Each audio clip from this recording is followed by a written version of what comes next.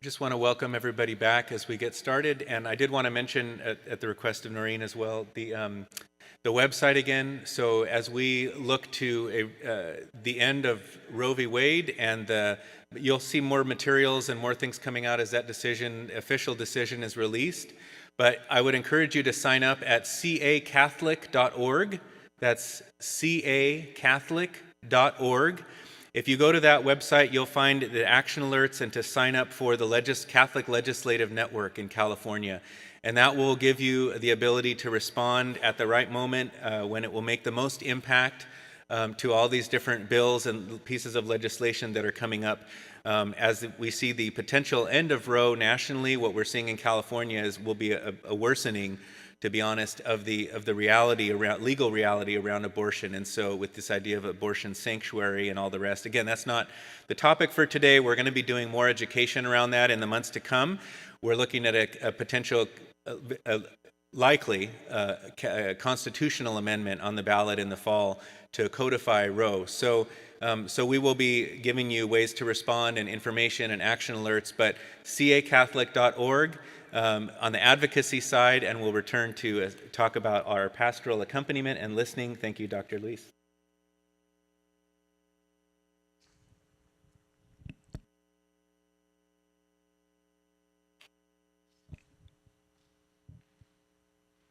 Hello? Hello, there we go. Now she's working. Okay, so we're moving over from caring to abiding. Obviously, we want to care, but abiding takes a little bit more effort. It means sticking with it, sticking with the person in normal English, but of course, it's another acronym here. And in this case, a little bit of reminder over some of the things we talked about. Now, instead of just calling it open questions, we want to ask inviting questions. We want to ask a question that's going to connect with the person enough that it's going to get them wanting to talk to us. Reflecting feelings again and summarizing. Part of that, brainstorming, and what the person has tried and clarifying their main need. So we'll break these down. Going back to feelings is always going to be one of the most important things. My counselors, they go through this very detailed training, and we spend a lot of time on feeling reflections. And to the point where they're like, feeling. And it seems redundant sometimes. And then they get actually on the phone, and I'm listening to them on the phone, and they go right to brainstorming. And I get them off the phone, how'd I do? And say, well, you did great for the last half of the phone call. The problem is you put the last half of the phone call at the start, and that's not how active listening works. First thing that we have to do is to connect with the person, and you're not going to connect with the person if it goes something like, tell me what's going on. Oh, I'm trying to find a job. Well, what you need to do are these 5 things. That's not it. Even if you're brainstorming, which is, tell me what you've done so far and all of that, I can give them a good A for brainstorming, but it doesn't belong at the beginning of the conversation because the person needs to know that we are connected. There's an old saying that psychologists will use that people don't care what you know until they know you care. And it's been overused, but I still believe that that's really true, that you can be brilliant and have all these great ideas and have all this information, but if the person doesn't feel that you're really connecting and hearing and want to help them to do better in their life, they're just going to turn a cold ear to you, and you're not really going to get through to them. So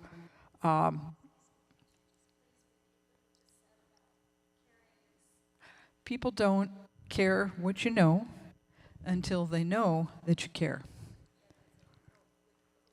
Yeah, and there's a lot of professionals that bristle at this. Medical doctors, for one, medical doctors get so mad that when surveys are done on patients, a lot of times what comes up is that what the patients want is a better bedside manner. They want more time with the doctor. They want more, conversation.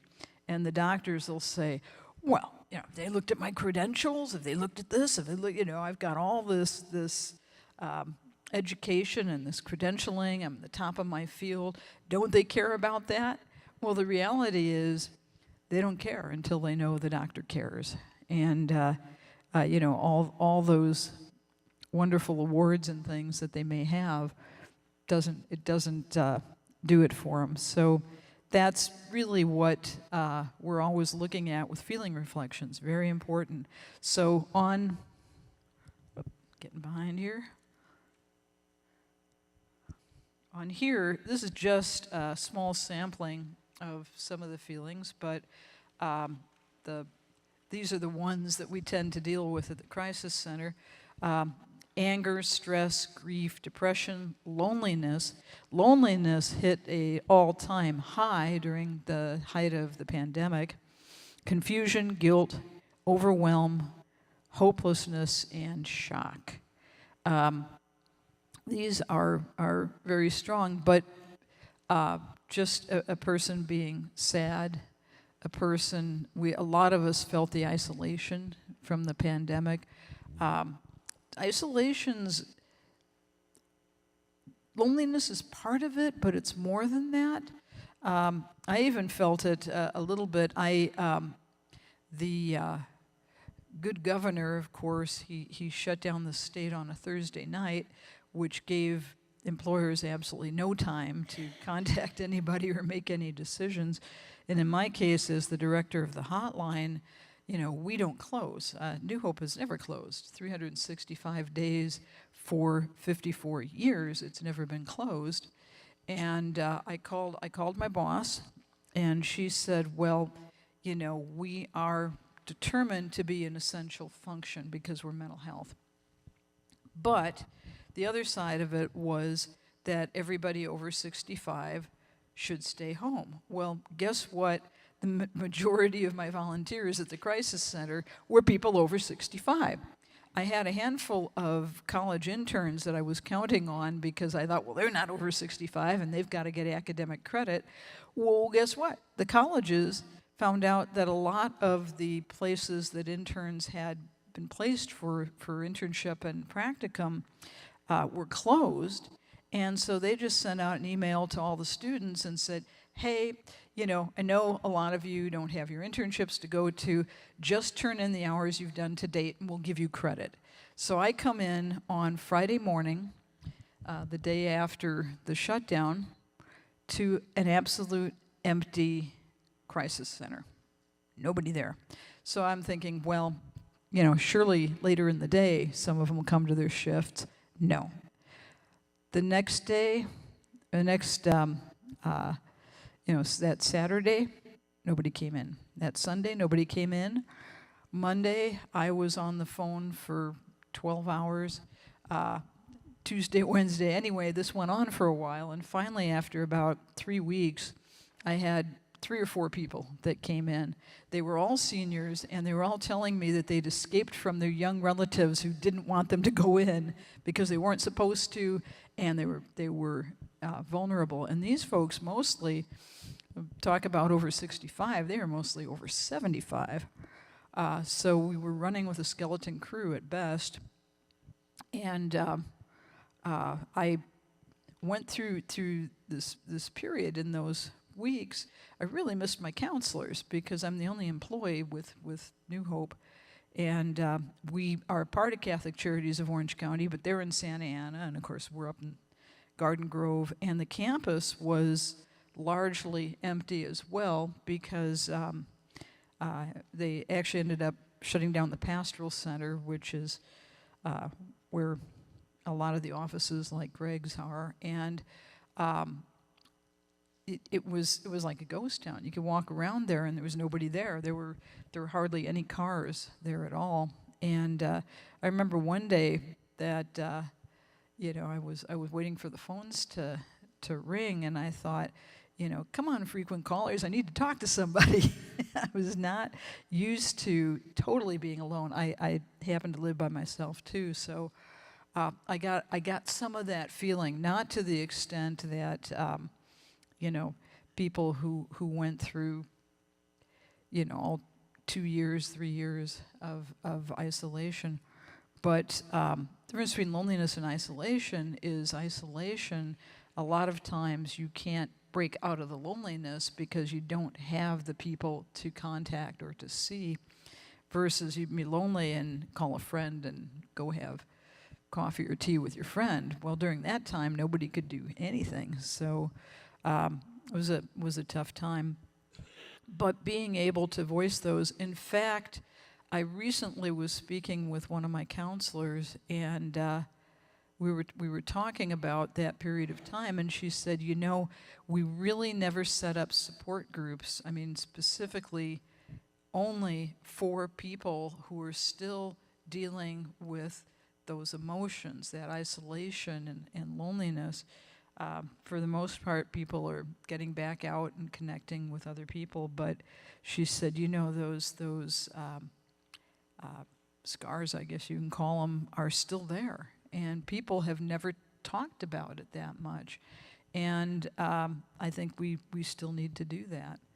And I said, well, we should look into that. Yeah. Are there support groups for you and your other counselors, especially during that time because you needed to? No, actually, no. They had me. They had me to talk to. I was always available, but no, it was such a strange time. There was just nobody around to connect with. The groups that would usually meet on the campus weren't there. The church wasn't doing mass. They did it. I was really happy when they started doing mass outside because it was right out my window, and I saw a wedding out there, and they started doing things just in a different way. But anyway, so being able to get to all the different feelings that people have, we have to work at it, and it means you ask a person, actually when it comes to feeling reflections, we identify the feeling that we're hearing or feeling ourselves, and with our empathy. Sometimes the person will do what I call the home run and say, you sound stressed today, and they'll say, yeah, I'm stressed, that's right, I sure am, you got it. Other times they'll say, well, I wouldn't say so I'm stressed so much, but I'm worrying about some things. Okay. So we let the person change the feeling if we don't have it, spot on the way that they want to express it. What's funny is when they call, just the other day, we had a caller, she called up and she was talking like this, and my poor counselor, she's holding the phone away because, it was like, rah, rah, rah, rah, rah. I couldn't hear what was being said, but I could hear the tone in which it was being said, and da-da-da-da-da, da-da-da-da-da, and the poor counselor, she's kind of sitting there like this.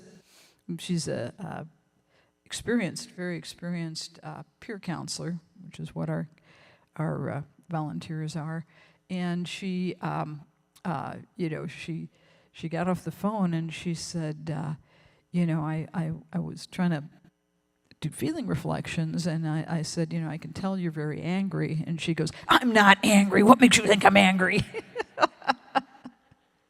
And I said, well, she wasn't acknowledging it, but yeah, obviously she was.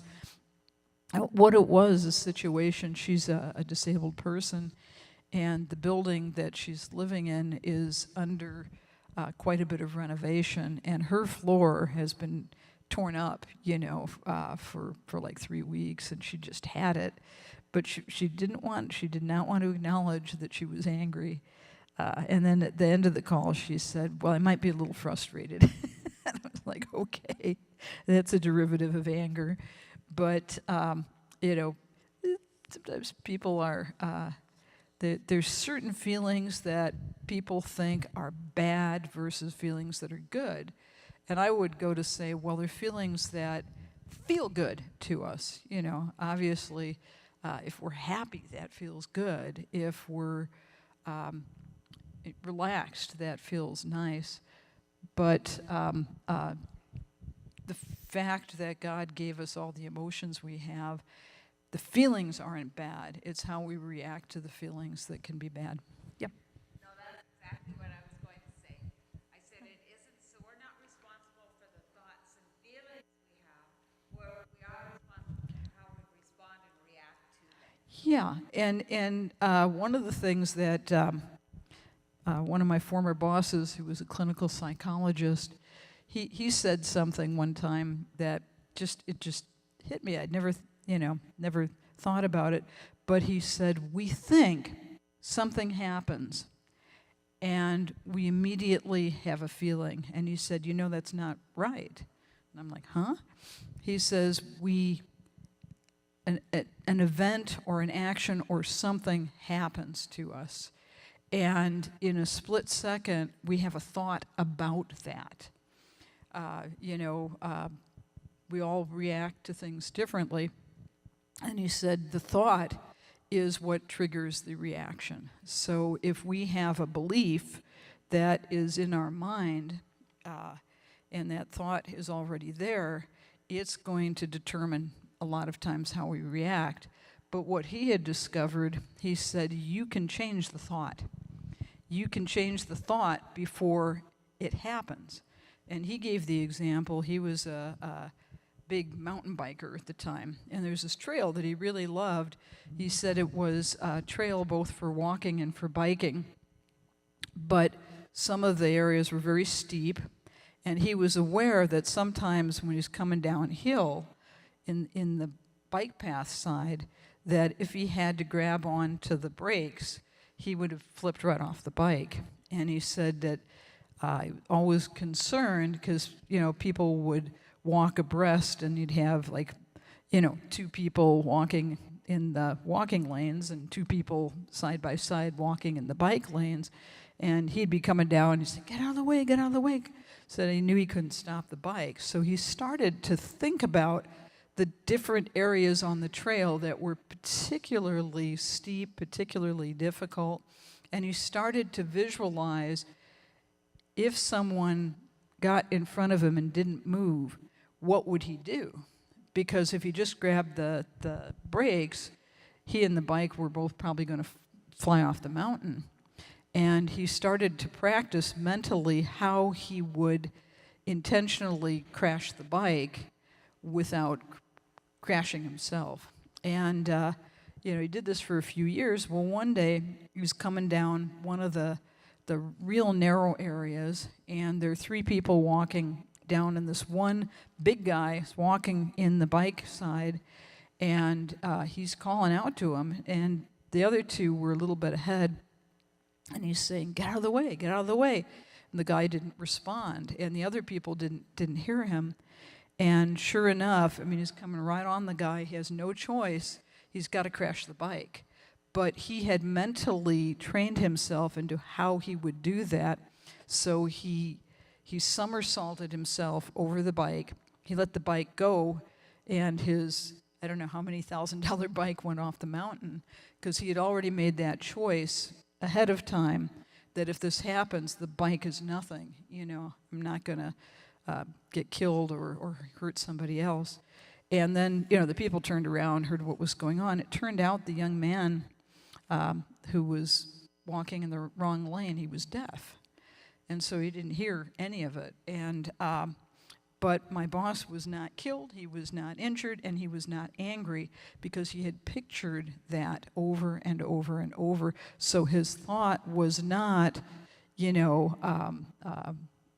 guy is something or other. His thought was, praise God, no one was hurt. He immediately lifted a prayer. And he said every time he thought about how he was going to crash, he lifted a prayer. And so I realized after that, I thought about it, and I thought, well, it's true that how people react is different.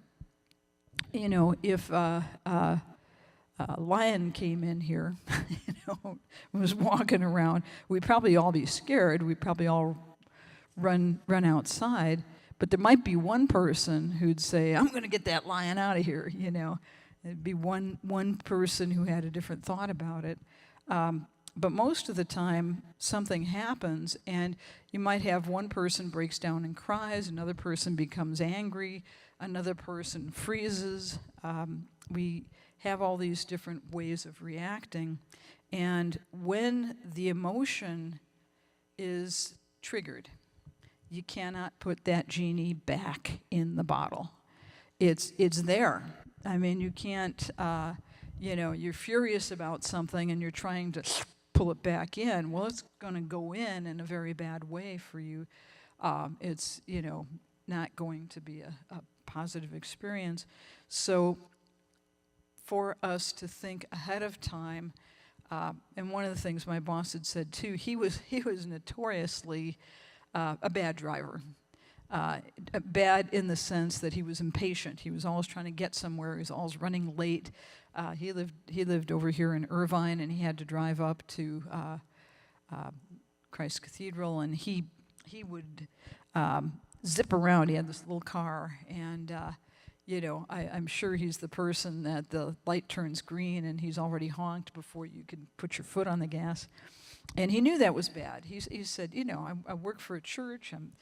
This is not a good way to be. So he started thinking about that, and he realized. He said, what I need to do is when I usually get triggered by other drivers that are, I'm judging them. This guy moves too slow. This guy cut me off. This guy just wanted to get off the freeway. And he was in the carpool lane and decided to go ahead and go. We see it every day. And he said, every day he would see these things. Driving on the 5 freeway, he saw everything possible. And, he said, I would know I'd leave at a certain time, and I'd know I was going to be out in bumper-to-bumper traffic. In the morning, I knew that people would be rushing. And he said, I started programming my mind that when I see someone do this, I'm going to pray for him. And he said, I started having a visualization, the person that's cutting everybody off, well, he's late for work and he's afraid he's going to get fired. Or, maybe his wife is having a baby and he's got to get to the hospital. Or maybe, there's some kind of a emergency at home and he's trying to get home. He kept giving his thoughts, this may be a good reason why this person is doing this not good thing. And he totally changed in his driving. He totally changed. He said even when he got to a stoplight and, the guy in front stops when he could have gone through the yellow, he said, I look at it, I said, it's great, more time to pray. And just sit there and pray. And he really changed his whole attitude. And I looked at that and said, yeah, it can really be done, but it can't be done at the moment that it happens if you haven't trained. If you're in a hurry and you're in that mindset, the road needs to get cleared because I've got to get where I'm getting. And you get that feeling of, this person stopped and they didn't have to stop. In fact, that happened to me this morning. There was a car, or sometimes the cars start up and they're all turning. And then there's that one car that hasn't started up and everybody else is kind of gone, And this one car was doing that, but he got around and I got up there and, the light went red. And I sat there and I thought, Bill's training still stays with me because it didn't make me angry or frustrated or anything like that because it allowed a lot of time to get down here. And I thought, well, okay, good for him. He got around, in spite of the fact he was sleeping at the wheel. We have judgment in these little thoughts right before we have our reactions. So if we see that, we're carrying tension, or we're carrying stress, or we're carrying anger about something, it's a good time to think about that, to go through how can this be different, how can I change this, how can my response be gentler, kinder, more godly behavior. One of my favorite things is coming out of church parking lots, you know. You come out and everybody's been so holy and so good, and they get behind the wheel and rah, rah, you know, I say, I never do that because I know all the people at church. They all know who I am. But, you know, something about getting behind the wheel of the car, we can change our whole personality. And if we are aware of that, then we can change that before it happens. Okay. Go up there. So we were talking about boundaries earlier. If you find yourself having boundary issues, and I know most caregivers, caretakers, people that are helping people, very often we have boundary issues. I at this stage in life, I have pretty good boundaries, but there's some people that I'm very close with that it's very hard to say no to.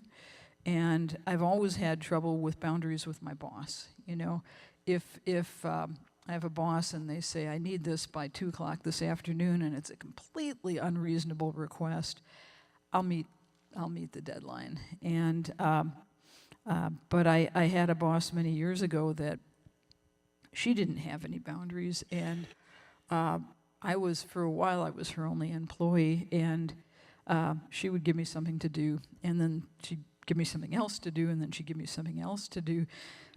And I accommodated that by staying longer and longer hours. She always went home 5 o'clock on the nose, and I would be there, 5:30, 6 o'clock, and then it'd be 7, 7:30, sometimes 8 o'clock at night to get everything done. And she kept giving me things, and I never stopped to say enough.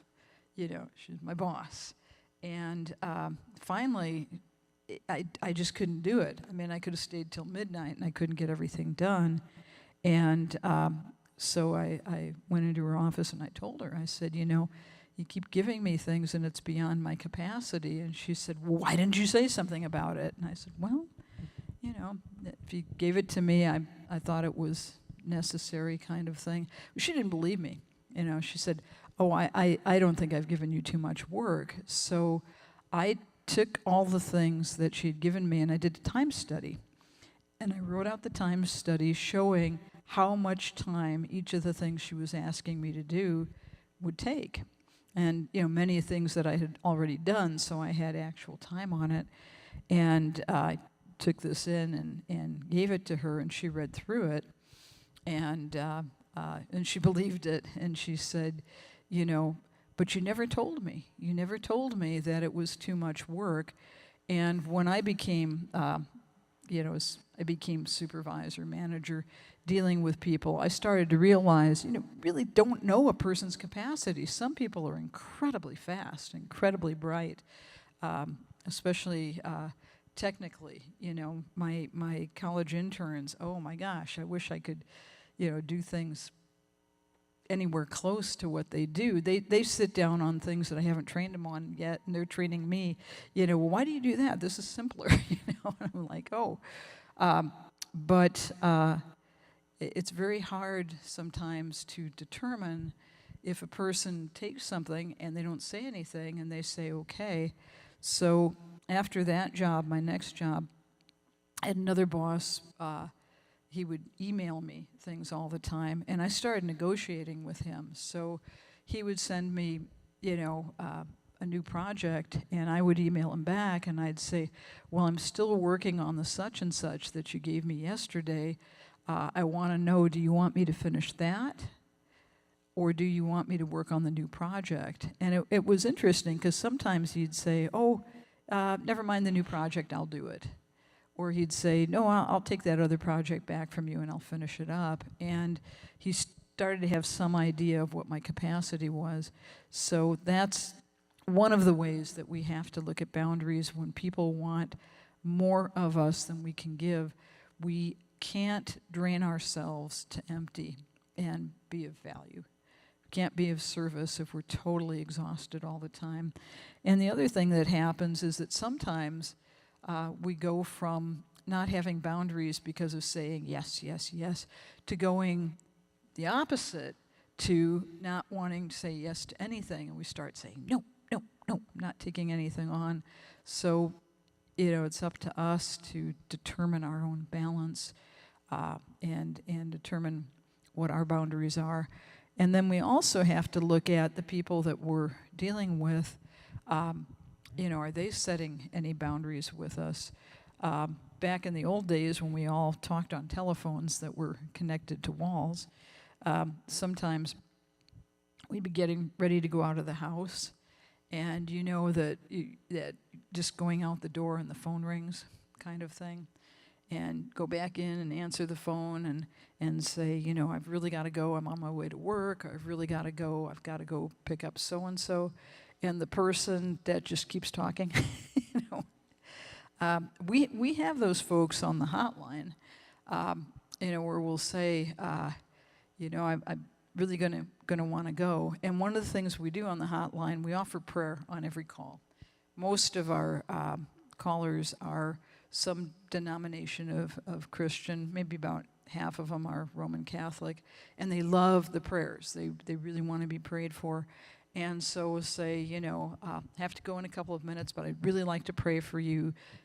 Would you like me to pray now? Most of them, they'll say yes. They don't want to lose out on the prayer.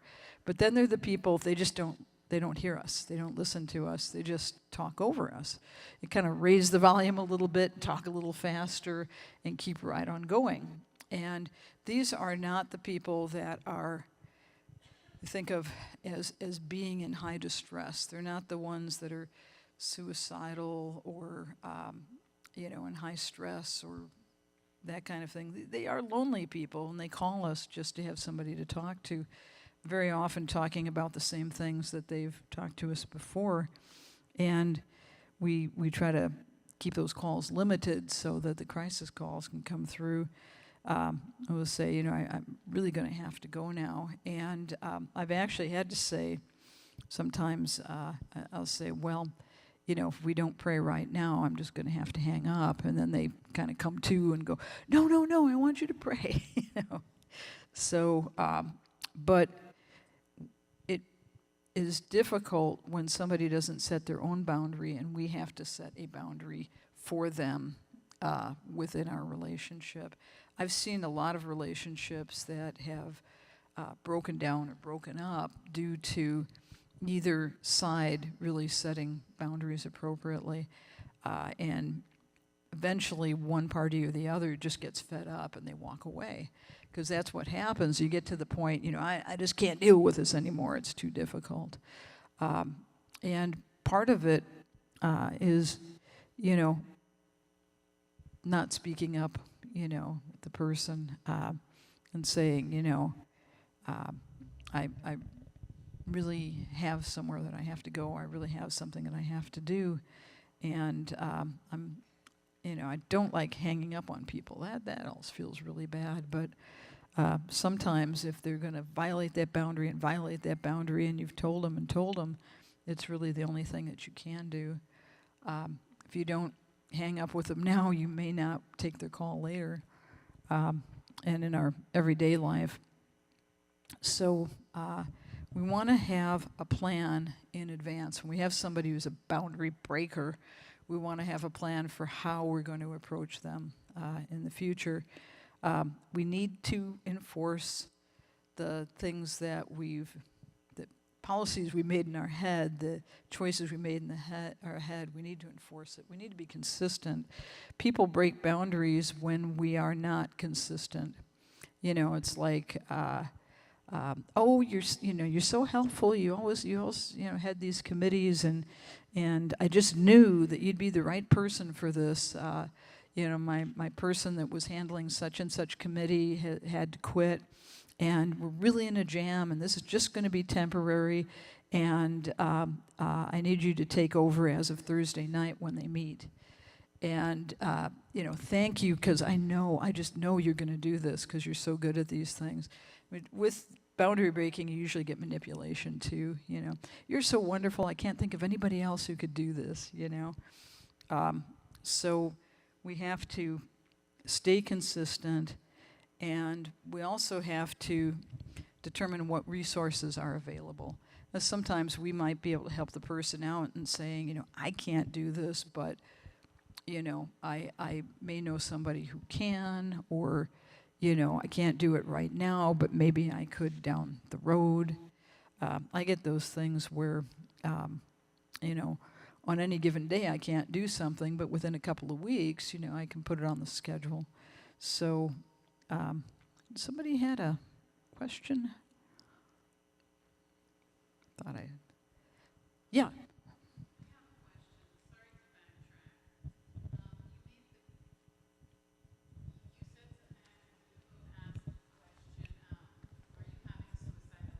Oh, we're going to go into a whole suicide section in a minute, so probably would do better. How did that conversation go when the answer was yes? Oh, yeah, no, we're good. We got a whole section on that. It's coming up real soon. Try to get there. 40 minutes, okay, that's plenty. Yeah, okay, yeah, but we'll come back there. Okay, that's boundaries. Sure. Yeah. You mentioned that you could say, I can't do this now, but I can do it later. Would you then look at your calendar and say, I can't do this now, but I can do it on June 15th? Yeah, sure, absolutely. Specific. Well, That way you could calendar. yes. They feel they've been booked. Yeah, depending on the situation, what it is, it might be something that, it's the third Friday of every month or something. But yeah, absolutely. Okay, information. Now that's the I of the abide. And I left it behind here. And this, I was thinking of this with the Walking with Moms, because that was one of the things that was mentioned, having resources, wanting to have resources for the mothers. Very important that we are able to provide something for what people want, rather than giving advice, but to be able to give people information. Question, how many of you in this room are familiar with the 211 information referral source? Got one. Got a few here. Good. All right. 211 is so brand new in California, it's only been around for 20 years. And still, so few people, most groups that I meet with, at least half of them don't know about 211. 211 is, they handle a lot of different things, but when you think of social services, if somebody is looking for a therapist, somebody's looking for a housing situation, if they're trying to find a job, all of those things, they have a lot of information. And what's good about 211 is they have people actually on staff, paid on staff, who check those resources quarterly. Now, New Hope, back in the day, we tried to do that. We tried to have those kinds of resources that we put together ourselves. We had a binder, and we had all these different things. We, at one time, had a wonderful printed resource that stopped being printed, I think, in 2011 or something like that. But then we were trying to do our own, and it was very difficult. It would take us really a whole year to go through all the resources, by which time most of the resources were out of date, because social services, every time the rent goes up, they move. And when they move to another town, their phone number changes. And we would find, we'd give people referrals, and they'd call back and say, well, I called that number, and it's disconnected. So when 211 came along, it was a blessing to us because we can refer a person and say, all you have to do is pick up your phone, dial 211, and talk to them about what it is that you need. What we do is we try to help refine that so they don't have to spend as much time on the phone with 211. 211, like us, they get a lot of phone calls, and it's hard to take them all. But for instance, somebody says, I'm looking for a therapist. You know, instead of saying call 211, we'll say, well, tell me more about, you know, what you need for a therapist. Well, my 16-year-old grandson has been getting into drugs. My husband and I are thinking we'd like to go to therapy with him. Okay, so now we know we're talking about family therapy. We're talking about multiple generations. You know, do they want to go to the same therapist? You know, have they talked to the grandson about it yet? We get a lot of information ahead of time. Then they can call 211 and they can say, we're looking for a family therapist. This is our zip code. Because you give them the zip code, they'll give you the people in your area. And all of that, it gets refined, and they can get to the answer sooner. But information like that is invaluable. How many of you have heard of OC Links? Okay, what? OC-LINKS. OC Links is actually the County of Orange.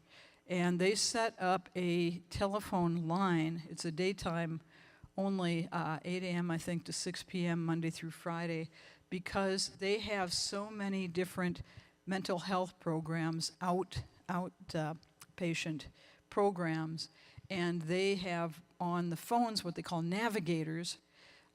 They're actually licensed therapists, and they can help anybody navigate the system, whether it is a relative who's just moved. You know, my brother just moved into Orange County, and I've got to get him connected with all of his mental health resources. My grandson just got diagnosed with bipolar disorder, and we need to find a good therapist, and we need this and that.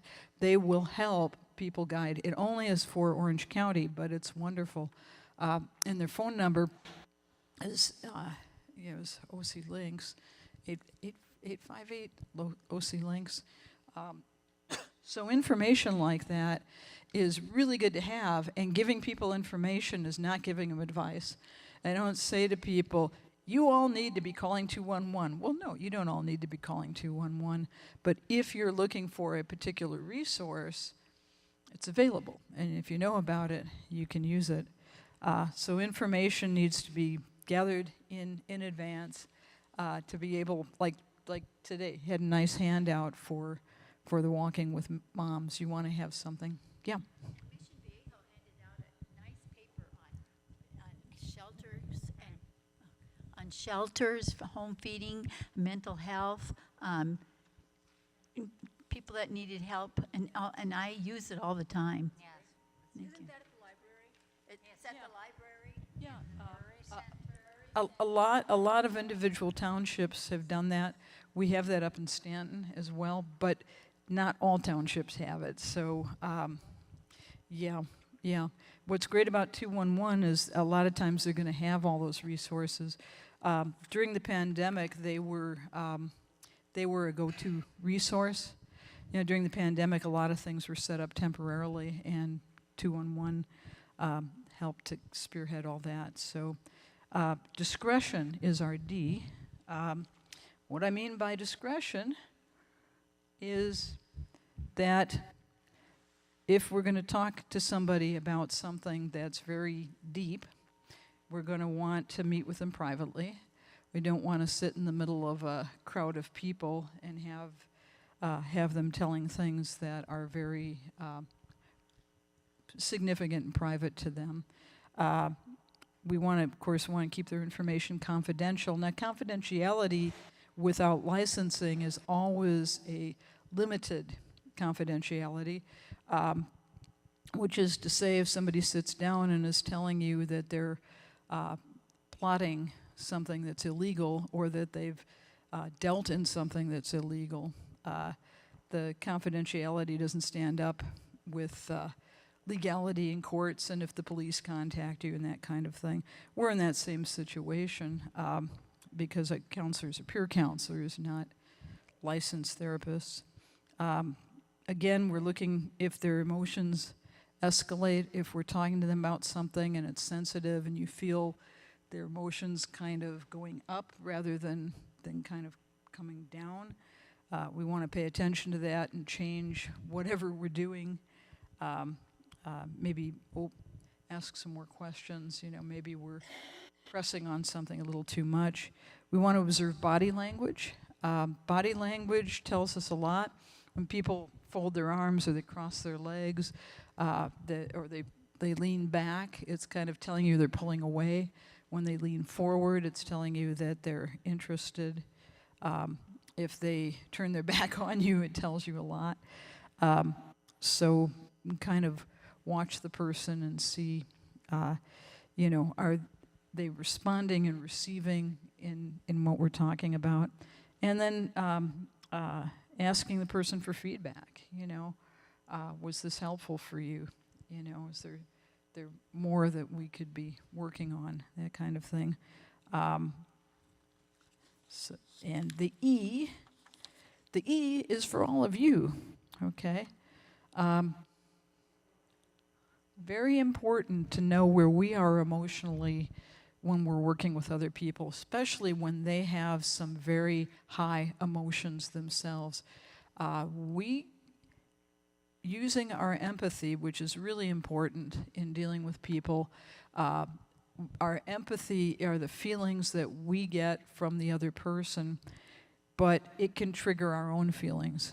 For instance, if you're dealing with somebody who's grieving and you lost somebody recently, we saw this a lot in the pandemic because so many of us lost friends, relatives, people we loved, and we were dealing with people who had lost loved ones, and it can trigger your own feelings.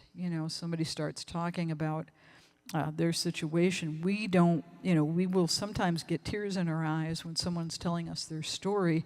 That's okay if we're feeling for their feelings, if we're being touched by what happened to them.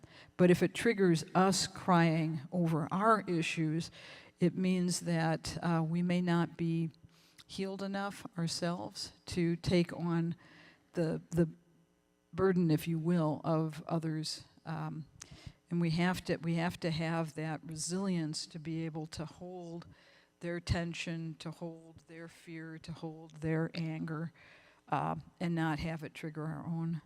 So we want to examine those emotions, assess how we're feeling. You're talking with somebody and you meet with them, converse with them.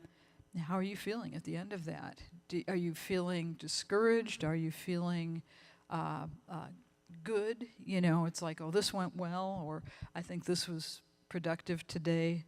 Or are you feeling that you are having trouble caring about the situation, or that you're falling into some judgmental thinking? Well, what was she thinking of?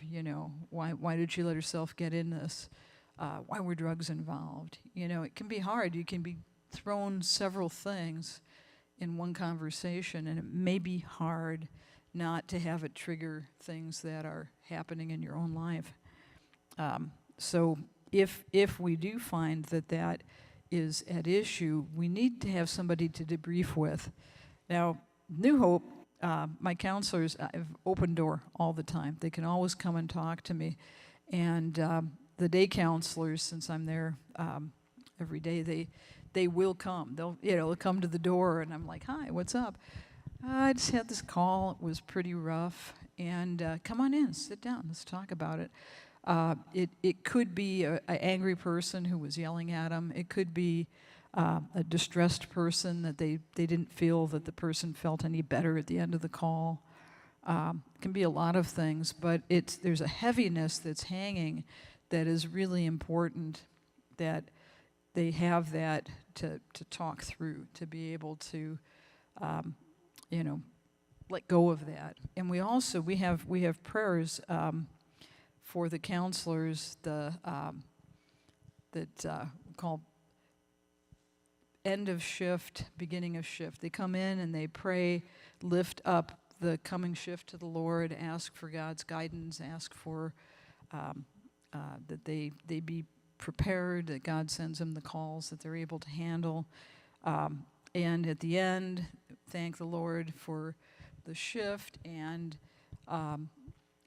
pray for the people that are coming in to take the calls. And if they have a rough call, and by a rough call, it'd be like a suicide call, then the prayer of release, where they turn everything over to God and say, Lord, I know you called me for a moment. This moment has passed. I know that you have other people who are going to help this person. Thank you for releasing me from whatever it is you're feeling. We consider those really important. Okay, I promised you we were going to talk about suicide some more. Too important to not. Here is our guy. Okay. First thing, identifying signs of suicidal risk. It's what you see, what you ask, and what can you do. When people are stressed, depressed, frustrated, we need to listen for suicidal thinking, and that's where we're not afraid to ask 3 questions. I want everybody in here to be brave enough that if you think somebody's depressed, that you are willing to ask these 3 questions. Are you having suicidal thoughts? The person says, yes. Have you been thinking of a plan? Yes. You then ask them, what's your plan? And the third question is, are you planning on doing this today? Or if they say no, do you have a date in mind? Just those 3 questions. There are other questions we ask on the hotline, things coming up along that. There are other things that we bring up. We want to know, does this person have a support structure in their life? Do they have a family? Do they have friends? Do they have anybody that they can reach out to? Are they seeing a therapist? Are they on medication? Do they have a diagnosis? Or is it just situational depression where something has happened and in this moment they're feeling that level of depression, which still may require some therapy and some help, but which is more likely to pass than for the person with major depression, which they may very well be thinking, I'm having this depression again. I can't keep doing this. This is just too hard for me. But what we want to know is, what is the depth of what's going on? And if we feel that they are in danger, we're going to reach out for help. Now, we're the crisis center. Okay, that's our job. But for individuals, if you have someone in your family or someone you know or someone that you're talking to and they say, I really want to die, I'm really serious about this, we want to reach out to, we have the centralized, the CAT team that's available. I know people don't want to call the police because there have been such terrible things that have happened with the police. But what I find is important is if we call the police, we can dial 911 and say, there's someone here, they're feeling suicidal. You want to tell them everything you know, okay? This person does not have a weapon. This person just recently lost somebody. This is the situation. As much as you know, because what I find is that the police come on board and they know what's going on. They know this is not a situation where someone has a gun or has a knife or is already in a aggressive situation. They're going to come in a totally different way than the guys that come in with their guns cocked. And if they think that there is a weapon, they sometimes really mess up. So if they understand in advance. Now, I've heard so many times, on the news when we see where the police have shot somebody, and, the mother is there and they're crying and they're saying, he's never been aggressive, he's never been harmed anybody. They don't pay much attention after the fact, but if they know before they come in and they understand, this is kind of what happens with this person, they get in these cycles, or this person is just, they're having the thoughts, they are talking about, going to get the elements of this plan, to enact the plan, they're going to come in a very much better way, especially here in Orange County. Most of the departments have been trained. If the person has a gun, that is a problem, because they will come with a whole different attitude. Their whole thought is safety first, and the first safety is anybody else that is around that person. Their second thought for safety is their own welfare. They don't want to get shot. So how they come in and what they do, I've seen them in action when there's no weapons, and they've been great.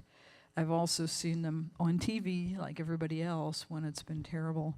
So some of the things that we want to look at to maybe have the feeling that we want to ask the question, if the person's suicidal, are they withdrawing? Are they withdrawing from other people, not showing up?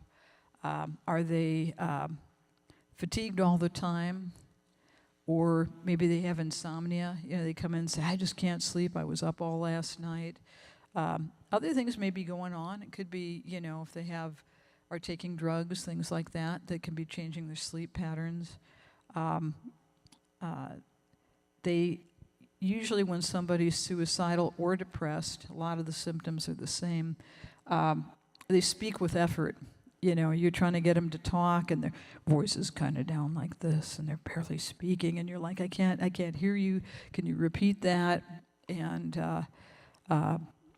you feel the fatigue and the weakness and how difficult it is just to get words out. They'll indicate feeling hopeless and apathy. Somebody that's always been interested in certain things, and you say, hey, there's this Sisters of St. Joe's, I had this garden thing going on, and I thought maybe you would want to go. You can afford it. It's a fundraiser, and it'd be really great. And this person loves the sisters, and I don't think so. I don't want to go over there. But you love that garden. You've always loved that garden.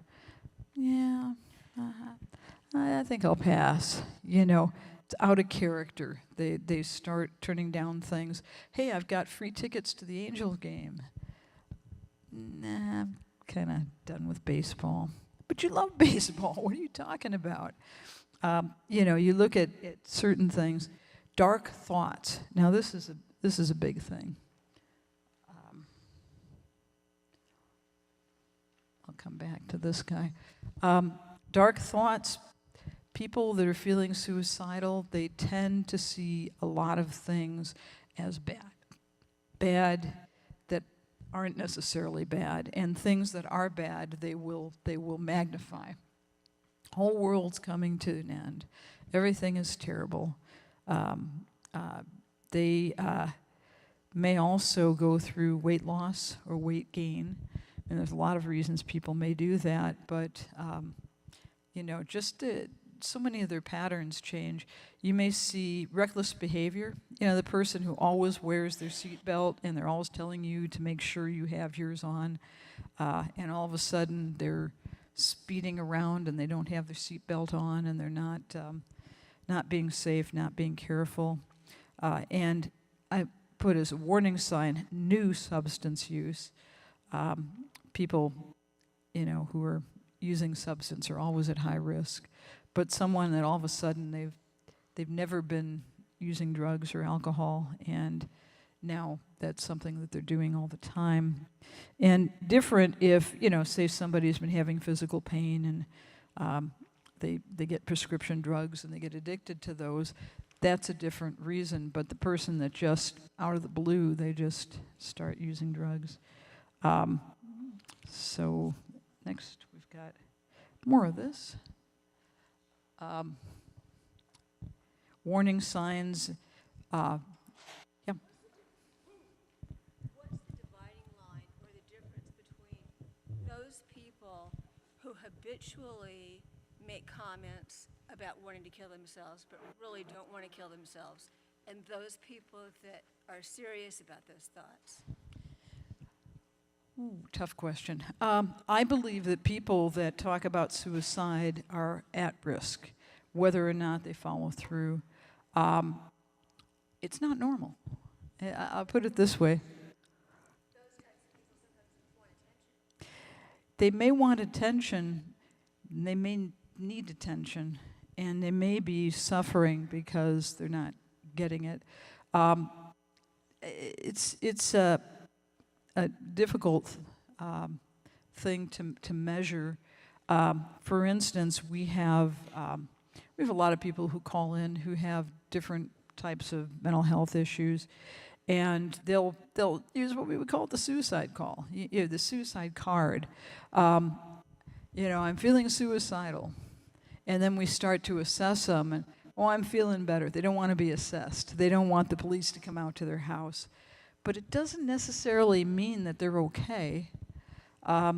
It's not like everybody in this room wouldn't do that to get attention. There are other ways to get attention. So we always take it seriously. And I just tell the counselors, assess them. If they're not for real, they're going to cut off that assessment real quick. They don't want to do that. They just want 10 more minutes on the phone, okay. Because they know if we say suicide, we're gonna not hang up on them. But for the most part, it's like in the old days, it was believed that anybody who attempted suicide and didn't die actually didn't want to die. And that's not true. Some people just don't do it well. They take the drugs and they didn't take enough. They jump off the bridge and they break all the bones in their legs, but whoops, didn't hit my head, didn't die. But we just take it seriously. And if the person is doing that all the time, then we call them on it and say, tell me why you're always bringing up suicide. Yeah, because I want to die. Okay, but, fortunately, I haven't seen you attempt. So what is it that you want to change in your life to, stop doing that, Okay, suicide warnings also include people having severe remorse. If someone feels guilty about something, and it's amazing, people feel guilty about so many things that really weren't their responsibility, but if they feel that it was their fault, I took my sister to go shopping at the mall, and this drunk driver crashed through the intersection and hurt her, and she's paralyzed now. And it's all my fault, and I just want to die. Deep remorse can bring on suicidal thoughts. People asking a lot about heaven. It's interesting because they want to know, is heaven real? Are you barred from heaven if you commit suicide? Will I see my parents again if I go to heaven? Will I see my husband again if I go to heaven? It may not necessarily mean they're suicidal, but people who are suicidal often ask those questions.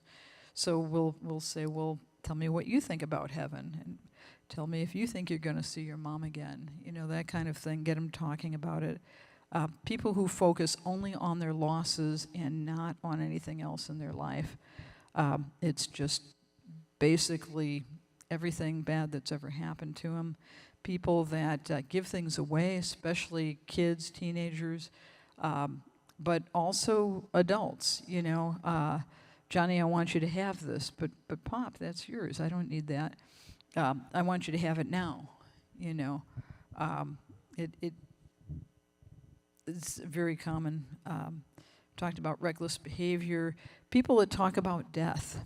You just talk about death. Every time there's a story or something in which people die or they get killed or they've been in an accident or their car goes off a cliff, and those are the only things they want to talk about. That is not the normal scope of our conversations. We might talk about some stories that are very sad and very tragic, but they may talk about these stories as if they're good things. You know, it's kind of a turnaround. I had a friend who died by suicide many years ago, and it was right after a family had, they'd been out one of the California highways that, you know, most are highways in the mountains, they don't have guards, you know. And this family had fallen down the mountain some ways, and they weren't found. And when they were finally found, they were all dead. And my friend, this was just a few weeks before she died, she said, "Isn't that nice? They all went together." And I said, "Well, I think it's sad. It wiped out the whole family, and, you know, there are other people that loved him." And she said, "No, I think it was a good thing." They also, the mother that had killed her children, she'd driven her car into the water, and then she jumped out at the last minute. She was fascinated with that story, you know, and it just kind of focus on death and stories about death. And finally, identifying with stories of suicide. When they hear somebody died by suicide, they don't think it's a bad thing. You know, it's like, well, you know, that person, they're not in pain anymore. They made their decision. It's okay. And this can be people that never believed that at all before, especially when their viewpoint changes. It's okay. There's nothing wrong with that. You know, no, you know, that's not a good thing. Some of the red flags that we have. These are things that people will say. Talking is just a waste of time. Life is pointless. Why am I still here? That's often one where they've lost their spouse. Feeling empty, no one can help the person. No one in their life cares, very common. Just a burden to my loved ones. A lot of times people that are very sick, they will feel that, you know, they'd be better off without me. I'm feeling lost and alone. Pain is overwhelming. So you would sometimes hear phrases like that that are not bringing up suicide, but there's something to that we want to ask, you know, they're having the thoughts. And then watch out for anniversaries. It's 1 year next Tuesday that my husband died. It's 1 year next Monday that my mother died. Doesn't mean anything if they're just talking about the person, but if that's the only thing they just bring up, very often people will think in terms of, I'll give it a year. You know, my spouse died, and I really feel alone, and my life feels empty, but I'll give it a year and see how I feel. Worst decision in the world for anybody that's ever lost a loved one. You know the first year is the worst, because every holiday, every birthday, you know, brings up that deep loss of the person. You know, you're not going to not think of that person at Christmas. You're not going to not think of your mother on Mother's Day, and it's a really, really hard year. So if ever there's a time a person's at risk, it's at the end of the first year. But they'll put it out there like, I'll give it a year and see if I feel better, and then I'll go on in life if it's okay. So those are, you know, any of those expressions that come up. You want to ask the question, are you having suicidal thoughts? Yeah. Given all of the cyberbullying, et cetera, with adolescents, Oh. do you get any calls regarding that? No. We don't, because we're an adult hotline, and so most of our calls are with adults and for adults. We do, on occasion, we'll get a parent that will call. Usually what happens is the child will say something in school, and it'll be heard by a teacher or a counselor or, some adult, and then the parent gets called because they say, oh, little Susie was talking about death, and we're worried about her. And then we'll get a call from the parent saying what's going on, and then we talk to them about it, ask them, what's happening, and if if the person's being bullied, they would mention it. But it's for us, it's a very tiny amount. It's a major problem in schools, without a doubt. Yeah. Is there a hotline for non-adults? Yeah, there are hotlines for. We actually used to have a teen line, but there's still teen lines around. There's I think there's a national teen line. Hotlines for adolescents, but there's some that are out there. Yeah. And that's again, that's a good resource for 211. They could tell you where everybody is. One of the problems with nonprofits, if we're not in constant contact with them, we can't say with certainty that they're still here, because they come, they go, they disappear. Very hard to keep hotlines going. Okay. So, final thing here. What can you do? Establish rapport by being direct. Always be direct with people. Don't, if you think somebody's feeling suicidal or you think they're feeling depressed, don't beat around the bush. Don't say, oh, are you kind of sort of feeling bad? Just come out and ask them. You just seem really down today. Are you having suicidal thoughts? Listen without interruption. Doesn't mean the person who is the greatest talker in the world. We do have those. They don't stop. But when someone is telling you their story and they're in the paragraph, you just want to let them talk. Most people will come to a pause, and at the pause, you can ask other questions. But a lot of times people get excited and the person's still talking and they're jumping in. And that frustrates the individual, but it also stops the flow of consciousness that they're providing you. So if they're giving meaningful information and they're talking out what's going on and what they're feeling, you don't want to stop them.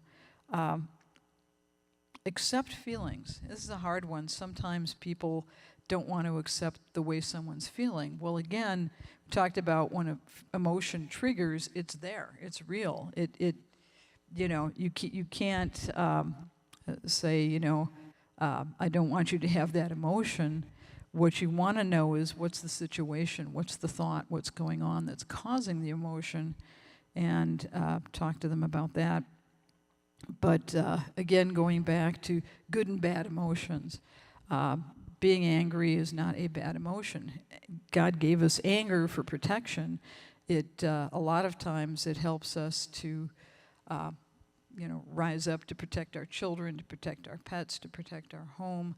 But to act on anger, like we were talking about before, to go into aggressive behavior or stalk somebody down, that's not okay. But to be angry when somebody, does something that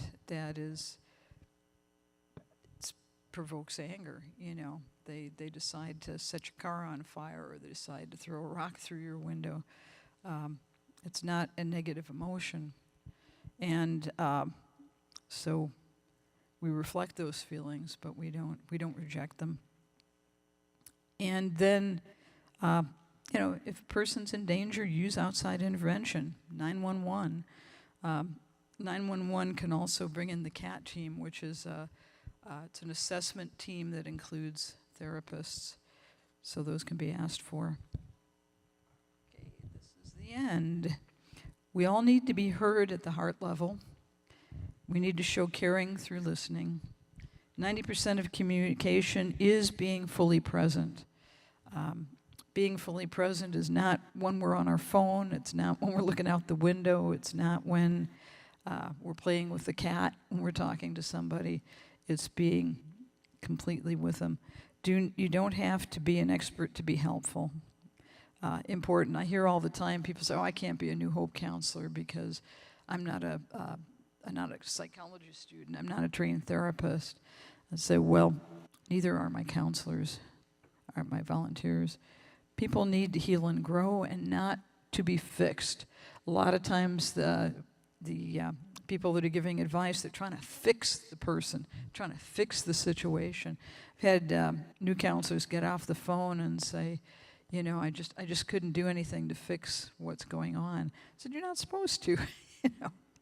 You help the person, you empower the person, you support the person, and you give them the encouragement to do the things they need to do in their own life. Any person who feels supported resists help less. If they feel that we're a supportive person and we're there on their behalf, they're more open to working with us and doing things that are helpful to themselves. So, okay, there we are. And, well, we're at 1 o'clock. So, that's it.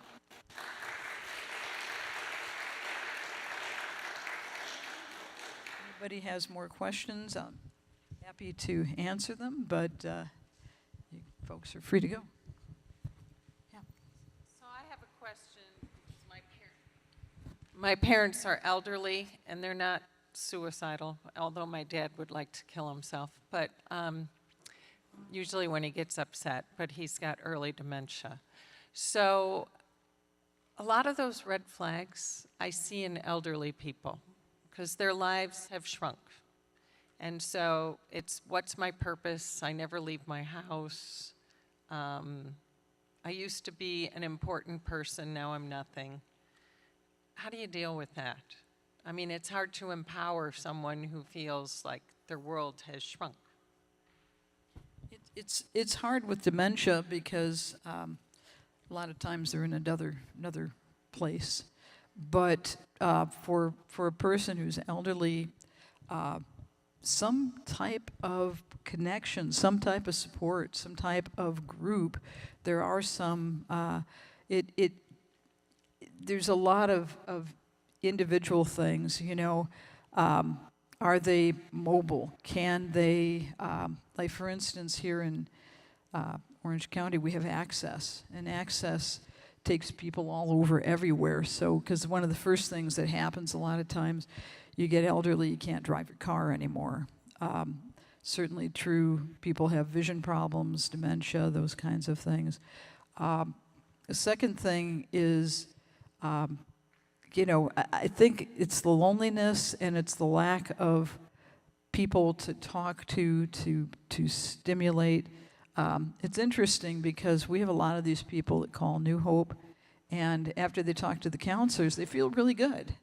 And we've really had people say, you saved my life because you're there when I need to talk to somebody. And I always feel like, it's sad that the older generation, a lot of times they just don't have peers to talk to. Or young people, anybody that will listen. Our breakdown physically is a big thing too. Even us youngins that aren't in our 80s and our 90s, you can't do the things you used to do, and it's frustrating. And the more a person was physically active, the harder it is to be confined at home. But the big thing is not having connections, not having that stimulus. And I would try as much as possible to engage in anything. There's most elderly people that are lonely and on their own. They just sit and watch TV every day. That's going to vegetate you in no time. They have to have something that's more stimulating, and so much of it is physical ailment. And most seniors, when they get together, they talk about their surgeries and their medications. One of my friends who's in her 80s, she said she'd gotten together. She said, it's supposed to be a party. And we got together, and she said they were all sitting there talking about how many pills they take every day. She says, my God, I only take 2, but, there are some of them, taking 20 and 20 plus. And, and they need something positive. But with dementia, it's very specialized, and it's very hard on the family when the family are the major caregivers, So there are organizations, though, like the Alzheimer's organization, that there are places where they have people that can come and do relief with the family. There's even support groups for the caregivers. And I would say those are the kind of things that can be helpful. If the caregiver is supported, sometimes it makes it easier for the person they're trying to support. So, okay. I'm going to let you guys go. Any other questions? Come on up, and I'll be happy to answer them.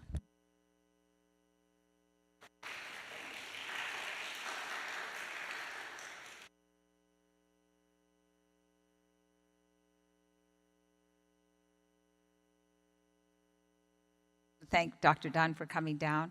I have a little gift for you here, and I hope that I think we all learned something about listening today and carefully listening to those that are in crisis.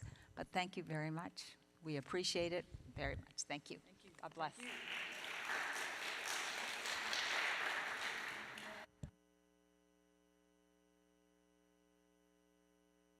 Thank you for Eucharistic ministers coming and for walking